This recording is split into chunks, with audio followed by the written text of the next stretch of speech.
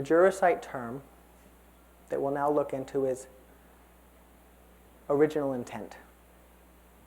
So we know what original intent is from a constitutional sense. Is the Constitution intended to be understood as it was initially formulated all those years ago? Or does it have this organic, living, breathing, changing quality with the passage of time? That's, of course, still a very much debated question of this human world in which we live, this system and society.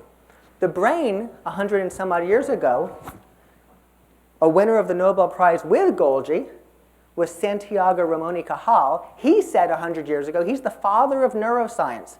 The father of neuroscience. He wanted desperately to believe that the brain could change as a result of our experience. And he said, in the adult brain, nervous pathways are fixed and immutable. Everything may die, nothing may be regenerated. This was the state of our science 100 years ago. 60 years ago, it was the state of our science when The Fool on the Hill came out. A lot of researchers who tried to suggest otherwise in the 70s and 80s fell out of good reputation in the community, and now it's accepted to be absolutely the case. Our brain changes. Neuroplasticity is the change of the structure and function of our brain. We'll talk about what those two things mean in response to our experiences and, from a mindfulness perspective, how we choose to experience. You have been breathing since the moment you were born.